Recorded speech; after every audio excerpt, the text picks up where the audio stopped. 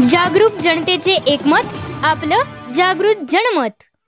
विरोधकांच्या भूलथापांना बळी पडू नका, ठाकरे गटाचे जिल्हा प्रमुख वैभव उगळे यांचे जाहीर आवाहन। गेल्या 4 दिवसात विरोधकांकडून काही भूलथापा देण्याचा प्रकार सुरू असून या भूलथापांना उद्धव बाळासाहेब ठाकरे शिवसेना गटाचे कार्यकर्ते विरोधकांच्या भूलथापांना बळी पडणार नाहीत। महाविकास आघाडीच्या उमेदवाराचाच प्रचार करणार असून शिवसैनिक व मतदार बंधू भगिनींना माझे आवाहन आहे की महाविकास आघाडीचे उमेदवार गणपतराव पाटील दादा यांना प्रचंड मतांनी विजयी करा। जागृत जनमत न्यूज साठी टाकवडेहून संपादक विनोद पाटील। पक्षाचे पक्षप्रमुख आणि माजी मुख्यमंत्री उद्धव बाळासाहेब ठाकरे, माजी पर्यावरण मंत्री आणि युवासेना अध्यक्ष आदित्यजी ठाकरे यांना प्रथमतः वंदन करतो।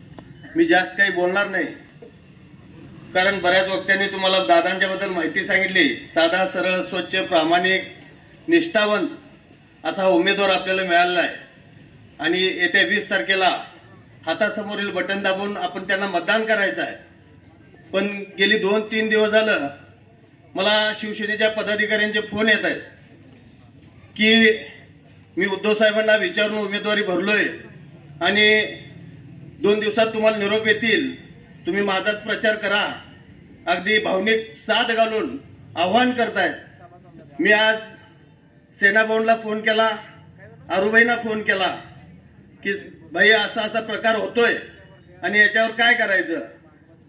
तू जिल्हा प्रमुख आहेस, तू सगळ्या शिवसैनिक पदाधिकाऱ्यांना, शिवसेना असेल, युवासेना असेल, महिला आघाडी असेल किंवा शिवसेनेचे मतदार असतील, त्यांना आव्हान कर, ठाकरे कधी पुढे एक मागे एक करत नाहीत।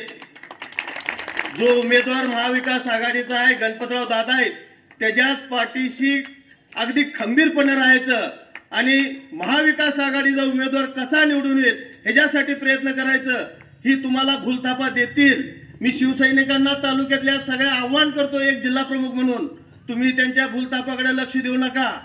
तुम्हाला जर कोणी सांगायला आलं तर वर्ण पक्षाचा आदेश येऊ दे म्हणून सांगा आणि तुम्ही महाविकास आघाडी आणि हात हेच एक ध्येय ठेवून मतदान करा असं आव्हान करतो आणि मी थांबतो। जय हिंद, जय महाराष्ट्र।